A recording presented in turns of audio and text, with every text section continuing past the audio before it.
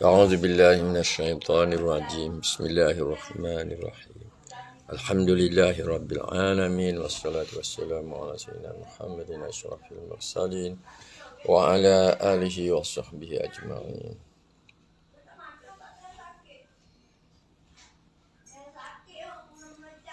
سبحانك لا علم لنا إلا ما علمتنا إنك أنت العليم الحكيم. رب اشرح لي صدري ويسر لي أمري واحلل عقدة من لساني يفقهوا قولي آمين يا رب العالمين. Assalamualaikum warahmatullahi taala wabarakatuh. Salam Sabtu pada mana-mana sahabat yang dapat bersama dalam live. Untuk hari ini yang berkaitan dengan rare remedies. Rare remedies hari ini ialah untuk remedi yang ke-85. Kita sudah keluar daripada ciri-ciri simptom yang bersamaan yang terdapat di dalam arsenicum. Okey. So kita dah bicara dalam bahagian remedi yang berkait dengan arsenicum seperti arsenicum album yang lama kita tak sebut lah. Yang rare tu, yang rare kita sebut. Arsenicum bromatum, arsenicum hydro, arsenicum iodatum, apa lagi? Arsenicum matte, arsenicum yang last kali tu kita sebut arsenicum sulfuratum flavus. Okey, ada 5 Ada 5 remedi rare yang berkaitan dengan arsenicum. Dia ada ciri-ciri arsenik di dalamnya, tetapi detailnya berbeza. Detailnya berbeza. Sekarang kita sudah keluar daripada isu ciri-ciri yang bersamaan yang ada di dalam pelbagai jenis arsenicum. Okey, so hari ini bicaranya ialah mengenai remedi Artemisia vulgaris. Okey. Dalam buku Materia Medica Homeopati, ia adalah remedi yang ke-85. Ya. Remedi yang ke-85 iaitu remedi yang kita kutip daripada buku Homeopati Materia Medica Dr. William Borick, yang mana kita buat koleksi hanya yang betul-betul ori daripada Dr. William Borick. Okay, kita tak masuk remedi-remedi yang berkait dengan tambahan-tambahan seperti remedi-remedi daripada India. So, Artemisia vulgaris ni,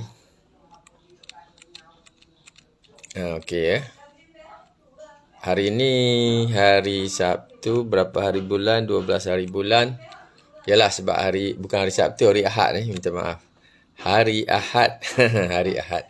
Sebab itu pagi ni ada kuliah, ada kuliah selepas subuh pagi Ahad. So pulang kuliah tadi kita breakfast kejap. So sekarang kita buka remedi yang hendak kita ikuti pada pagi ini. Okey, waalaikumsalam semua sahabat yang dapat hadir. Ialah satu remedi yang mempunyai reputasi, mempunyai keutamaan dalam keadaan seorang yang menghadapi epilepsi. Okey, epilepsi. Epilepsi ni sakit.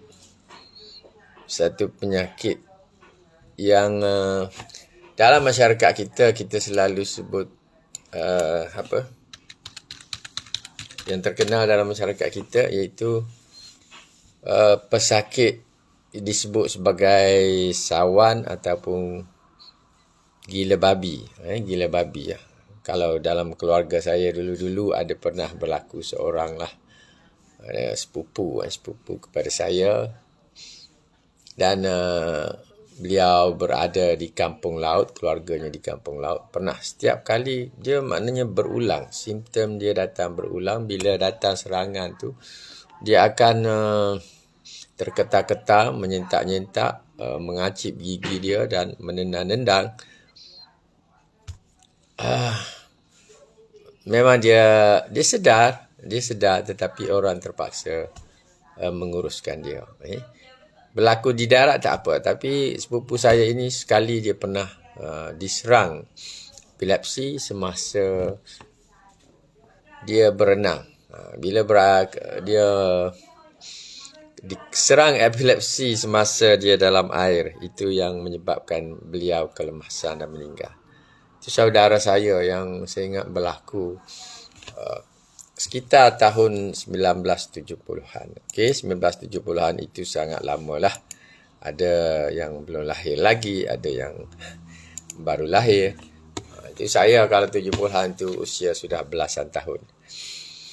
Okey, Artemisia vulgaris ini memang untuk kondisi epilepsi dan penyakit-penyakit yang berupa konvulsif. Okey, yang jenis tarik-tarik, sentak-sentak, itu konvulsif, semasa kanak-kanak dan gadis-gadis sewaktu balik. Maknanya fokus dia pada epilepsi. Kalau tidak epilepsi pun penyakit itu jenis konvulsif. Maknanya ada kekejangan berlaku semasa kanak-kanak ataupun gadis-gadis semasa balik, semasa akil balik. Berbahaya kepada mata jika digunakan secara internal atau lokal. Ini merujuk kepada remedi ini. Kalau diguna secara lokal, pada bahagian mata, tidak begitu baiklah, berbahaya, disebut berbahaya. Okey, epilepsi yang bagaimana disebut dalam pengenalan oleh Dr. William Bory, iaitu epilepsi tanpa aura. Okey, bahasa Inggeris disebut aura, bahasa Melayu pun kita guna aura. Apa makna epilepsi tanpa aura? Maknanya epilepsi itu berlaku tanpa petanda.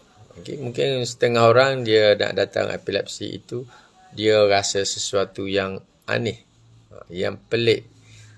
Mungkin bunyi bising dulu dalam telinga, ataupun dia nampak seperti kelipan cahaya di hadapan dia, kemudian baru datang epilepsi. Okey, maksud mana ada petunjuk. Maknanya orang yang selalu mengalami epilepsi ni, dia satu masa dia rasa bila keadaan ini berlaku, dia akan jatuh ataupun dia akan mula start untuk kekejangan. Dia sudah tidak dapat nak kontrol diri dia. Okey, epilepsi tanpa aura, tanpa tanda-tanda yang menunjukkan akan berlaku epilepsi. Ada kes yang epilepsi, ada petanda dia, ada yang tak ada. Berlaku selepas ketakutan. Okey, selepas pesakit merasa takut akan sesuatu ataupun akan satu kejadian dan emosinya, perasaannya ganas. Okey, maknanya berlaku epilepsi, dia kata selepas berlaku ada ketakutan, selepas emosi ganas mendatangi pesakit, ataupun selepas masturbasi. Pengonanian, bahasa mudah. Kita sebut melancap. Selepas buat kerja melancap, dia datang epilepsi. Sesetengah konvulsi ini, tarik-tarik, sentak-sentak ini berada dalam jarak yang dekat. Itu yang disebut. Kenapa disebut begitu? Dalam jarak yang dekat. Okey. Several convulsions close together. Okey, konvulsi yang berlaku itu pada kawasan-kawasan yang dekat. Tidak ingat. Okey. Somnambulism. Okey, bukan. Somnambulism. Apa somnambulism? Iaitu pesakit cenderung untuk berjalan malam. Satu ciri seperti orang kena epilepsi, maknanya orang tu cenderung untuk tidak sedar. Somnambulism juga satu keadaan tidak sedar, Bila mana seseorang itu sewaktu tidur dia bangun dan berjalan. Somnambulism, mudah faham, ialah orang yang berjalan waktu tidur. Berjalan waktu tidur. Maka kita boleh fikirkan artemia vulgaris. Ini menarik ni. Kita ada kes-kes orang buat sesuatu yang pelik waktu tidur. Dia tak sadar. Mungkin Artemisia ini sesuai dengan dia. Bangun malam. Orang tersebut bangun malam, sleepwalking lah ni. Bangun malam dan melakukan kerja-kerja. Kita ingat orang tu sedar, tapi sebenarnya dia tak sedar. Dia bangun malam dan dia pergi buat. Dia pergi menjahit ke, susun baju ke, lipat baju. Lepas tu dia pergi tidur balik. Bila dia bangun pagi, dia tak sedar. Okey, bila dia bangun pagi, tak sedar. Dia bangun sebelah malam dia bangun, dia buat kerja itu, ini, lipat baju ke, belik-belik pakaian ke, cari apa benda ke. Tapi selepas itu dia pergi tidur balik. Tidur balik, dia bangun pagi dia tak ingat apa yang dia buat semalam tu. Ini boleh berlaku. Seperti orang yang berjalan waktu tidur juga. Dia mungkin bangun dan membuat sesuatu kerja yang mungkin berfaedah ke tidak berfaedah, tak kira. Tapi dia buat kerja, dia tidur balik, dia bangun pagi, kalau tanya dia, ada bangun malam tak semalam? Dia tak sedar. Dia kata tak ada, dia tidur. Okey. So tak kira lah orang tu bangun berjalan malam ke, dia bangun buat kerja ke, dia bangun buat sesuatu ke, lipat baju ke, pergi mensetrika pakaian ke, lepas tu dia tidur balik. Dia menjadi semacam satu rutin bagi dia. Tapi dia tak ingat. Bangun sebelah pagi, kita tanya, buat apa semalam? Tak ada apa, dia tidur. Okey. So, remedi yang terbaik bagi dia, Artemisia vulgaris. Stroke. Stroke, apa makna stroke? Ada dalam kurungan, Dr. Borik buat catatan Califos. Maknanya, dua remedi ini sesuai untuk digunakan dalam isu sleepwalking atau somnambulism.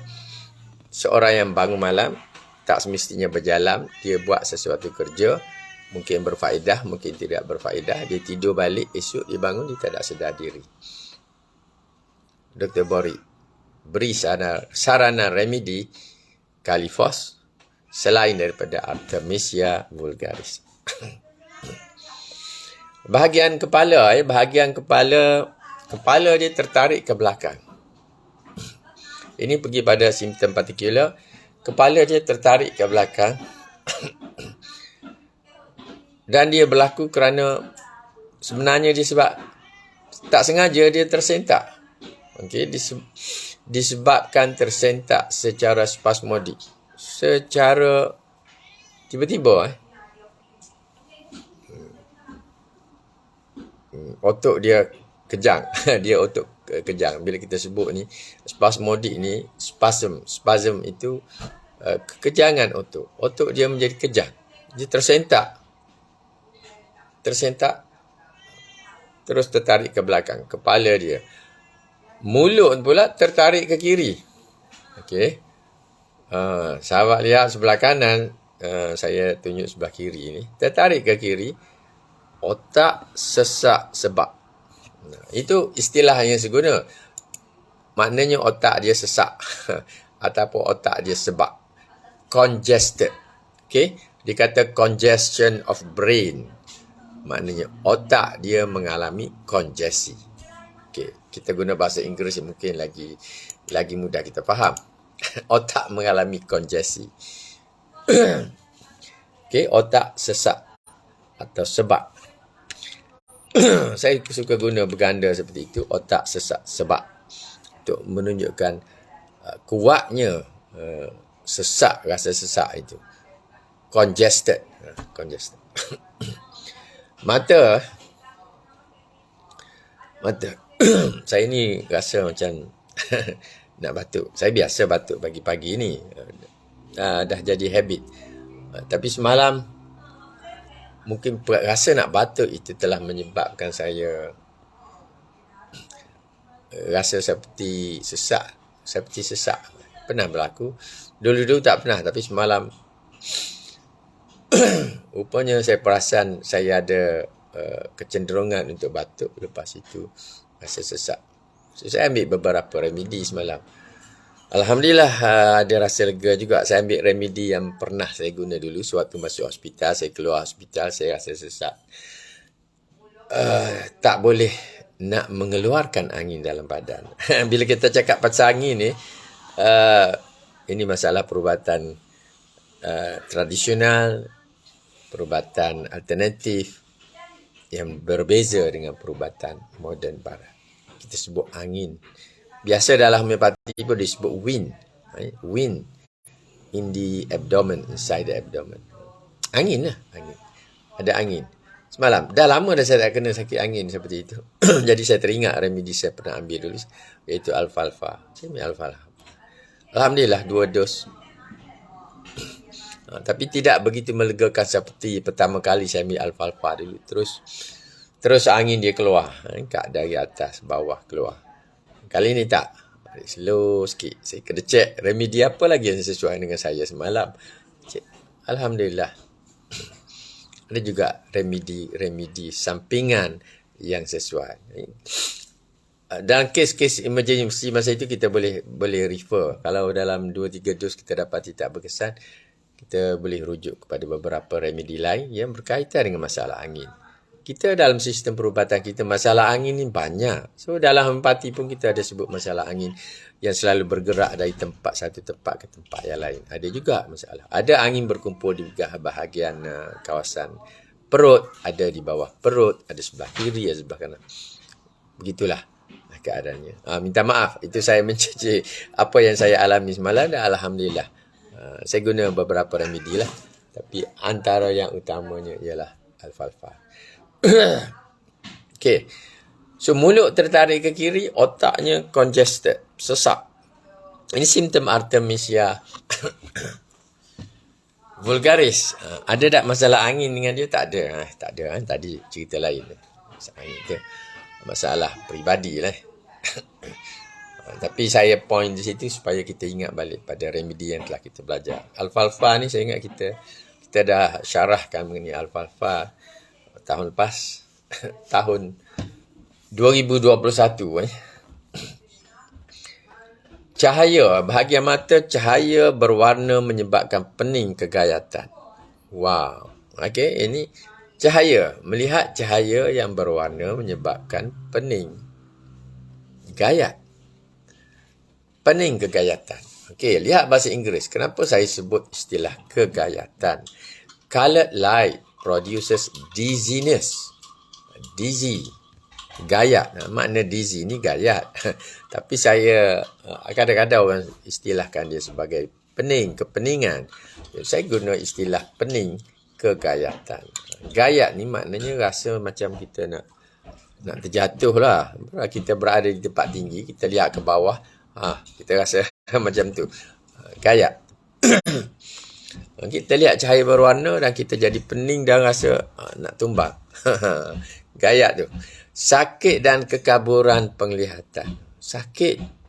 Ada sakit. Pada mata kita sakit. Dan penglihatan kita kabur. Dan kalau kita gosok ni, dia melegakan. Lega dengan digosok. Melarat bila guna kedua mata. Maknanya, bila kita rasa pening, gayat tu, kita gosok ni, rasa lega. Kalau kita nak guna mata balik, nak beri fokus tumpuan pada sudut-sudut tertentu, dia melarat. Maknanya pening itu melarat bila kita nak guna mata, bila kita gosok, rasa lega. Jadi kita akan cenderung untuk gosok. Itu bahagian mata. Bahagian perempuan, ini simptom partikular ni. Bahagian perempuan, dia kata head melimpah. Head melimpah banyak. Okay. Ini hari tu saya buat posting mengenai remedi-remedi berkaitan dengan head yang banyak. Keluaran head yang banyak. Hari itu saya buat posting. Tak ada orang, tak ramai like pun. Saya ingat tak sampai 10 orang yang like. Saya posting remedi tu. Sebenarnya banyak juga remedi yang berkaitan dengan head yang melimpah. Bahasa Inggeris disebut profuse menstruation. Profuse menstruation. Menses ni profuse, melimpah, banyak. Istilah saya guna selalu melimpah. Internet, minta maaf masalah internet. So melimpah mana? So lihat pada posting saya berapa banyakkah remedi yang berkait dengan haid yang melimpah. Kalau siapa yang ada buku pedih yang terkurang dan haid yang tidak regular. Okay. So banyak remedi berkaitan dengan haid berlebihan. Boleh juga sebut begitu. So Artemisia ni salah satu yang disebut oleh Dr. Bory untuk masalah lain. Minta maaf, masalah lain. Okey, haid melimpah, kontraksi rahim yang kuat. Maknanya berlaku contraction. Mengecut rahim dengan kuat. Spasma semasa haid. Maknanya semasa haid itu ada kekejangan otot. Cuba Artemisia vulgaris. Kita mungkin ada banyak remedi untuk isu-isu haid. Okay, tapi Artemisia vulgaris ni salah satu. Jika kita ada remedi, kita boleh cubalah. Berkesan atau tidak, mungkin remedi lain boleh berkesan. Tapi pada masa-masa tertentu, kita boleh cuba. Untuk kita testing, kita testing Artemisia ni, disebut begitu, mungkin simptom lain ada yang sama, mungkin ada yang tak sama. Dan mungkin sebab dia tidak menyeluruh sama, mungkin dia tidak begitu berkesan. Tapi kalau kita tak cuba, kita tak tahu. Kalau kita cuba, tiba-tiba berkesan. Kita boleh ingat, apakah simptom lain yang ada dengan kita? Mungkin kita ada kecenderungan untuk epilepsi, kecenderungan untuk convulsion. Maka dia dekat dengan kita. Menjadi dia lebih berkesan. Tidak ada masalah untuk mencuba. Sebab kalau ia terbukti berkesan, maknanya kita telah berjaya membuat uji bukti klinikal. Okey, boleh faham istilah uji bukti klinikal. Uji bukti hakikatnya ialah ujian ke atas orang yang sihat. Bila kita beri remedi kepada orang yang sakit dan orang yang sakit itu mengalami kelegaan atau kesembuhan, berlaku uji bukti klinikal. Okey, boleh faham Saya tak pergi detail lah. Itu orang belajar masuk kursus tahulah bila kita sebut mengenai uji bukti. Proving, bahasa istilahnya proving. Demam, masalah demam. Demam pun peluhnya melimpah banyak.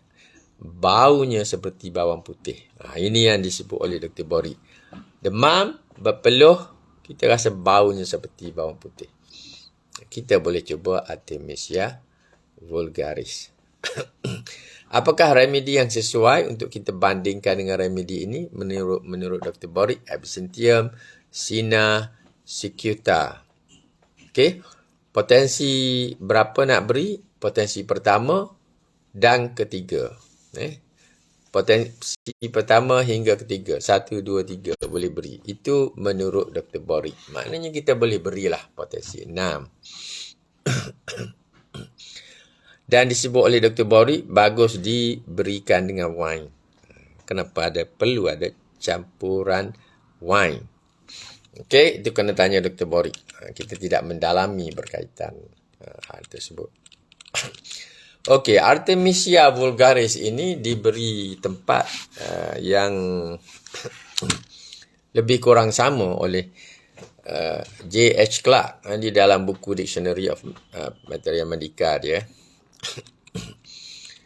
Dan diberi fokus untuk Artemisia vulgaris ini isu-isu berkaitan dengan katalepsi. Okey. Dr. Bory sebut epilepsi. J.H. Clark sebut katalepsi. Apa dia katalepsi? Lebih kurang juga dengan epilepsi. Tapi katalepsi ni dia merujuk keadaan yang minimal sebelum pergi pada epilepsi lah. Saya melihat begitulah. Kerana ciri-cirinya ialah kurang gerak balas. Kurang deria rasa dia. Dia kurang memberi respons lah. Senang kita kata dia kurang memberi respons. Tiba-tiba dia berlaku kejang otot. Kejang otot menjadi tegar dan pesakit mungkin tak bergerak, dia kekejangan dan dia tak bergerak. Dan dia tak boleh memberi respons. Itu katalepsi. Maknanya epilepsi, katalepsi ke mana-mana definisi yang diberi, boleh disesuaikan dengan artemisia vulgaris. Chorea, satu lagi istilah yang hampir sama dengan katalepsi ialah chorea. Bahasa kita pun kita sebut chorea juga. CH kita ganti dengan K, jadi chorea. Pergerakan tak voluntary anggota tubuh secara tersentak-sentak. Itu merujuk kepada chorea. Pergerakan dia tiba-tiba bergerak, tiba-tiba menyentak, tiba-tiba dia tersentak-sentak berterusan. Bila ingat tersentak-sentak ni, saya teringat arwah adik saya puluhan tahun yang lalu, 40 tahun yang lalu, sebelum dia disahkan kegagalan buah pinggang, dia mengalami sentak-sentak. Orang yang ada masalah buah pinggang, dia cenderung untuk mendapat masalah sentak-sentak. Berlaku akibat gangguan. Ini definisi lah. Kita cari dalam kamus, dia kata disebabkan gangguan di dalam otak yang kelihatan pada pesakit tertentu. Okey, penyakit orang yang sakit reumatik, disebut Huntington, semua tu. Masalahnya chorea dengan katalepsi ni dekat dengan satu lagi istilah yang kita sebut tadi, convulsions. Convulsions ni tarik-tarik. Mudahnya kita kata tarik-tarik. Istilah convulsion ni kita selalu sebut kanak-kanak yang demam dan ada konvulsi. Ada tarik-tarik. Maknanya dia tak boleh kontrol dah otot-otot dia. Dia tertarik dengan tak sengaja. Disebut oleh J.H. Clarke juga ada dysmenorrhea. Saya belum cari lagi apa makna dysmenorrhea. Tapi kalau Google, dia akan kata retarded menstruation. Tak ada pun dalam Google pun susah nak cari. Homeopati pun ada sebut. Berkaitan dengan kesukaran head. Sukar keluar head. Ataupun retarded maknanya tertahan. Head dia tertahan. Ada juga definisi mengatakan dysmenorrhea. Maknanya masalah senggugut sewaktu keluar head. So, semua masalah-masalah ini boleh kita kait dengan remedi artemisia. Katalepsi, chorea, konvulsi, dysmenorrhea. Itu yang disebut oleh J.H. Clarke. Tapi secara basicnya, sebab itu nama-nama medical lah. Itu istilah medical. Secara basicnya, J.H. Clarke juga menyebut remedi ini berada di tempat yang utama dalam isu-isu penyakit yang ada convulsion. Convulsive diseases disebut. Okay, begitu yang disebut. Dan kalau berlaku epilepsi, berlaku sawan itu dia berlaku selepas ketakutan, selepas kemurungan, sebut fright or grief, ketakutan ataupun kemurungan, ataupun selepas mendapat pukulan di kepala tiba-tiba berlaku epilepsi, ataupun selepas gangguan head maka berlaku epilepsi. Mungkin je epilepsi juga boleh berlaku akibat penggigian. Istilah saya suka sebut penggigian. J.H. Clarke menyebutnya teething, with teething. Bila berlaku penggigian. Ada orang kata nak tumbuh gigi. Masalahnya sebenarnya dia adalah kancing gigi. Sebab bila orang mengalami epilepsi, gigi dia terkacit. Itu isu sebenarnya. Dan jangan lupa, ini saya dah nak tutup ni. Kita ada sebut juga, seperti Dr. Boric, J.H. Clarke sebut mengenai somnambulism. Maknanya, kecenderungan untuk pesakit bangun waktu malam, bukan sahaja sleepwalking, bukan sahaja dia berjalan malam, dia boleh buat kerja-kerja lain, bermanfaat atau tidak, tak kisah. Tapi dia buat kerja, bila dia tidur balik, dia bangun pagi, dia tak sadar. Itu somnambulism yang diterangkan oleh Dr. Boric tadi. Okey, banyak juga yang diterangkan oleh J.H. Clarke ini. Saya tak perlu pergi jauh. Kita tak payah menceceh dengan banyak-banyak simptom yang detail. Tapi keutamaannya kita lihat tadi, artemisia vulgaris, kita boleh cuba, boleh test, boleh uji dia kalau kita ada masalah lah. Kalau orang perempuan dia ada masalah head yang terencak, yang melimpah,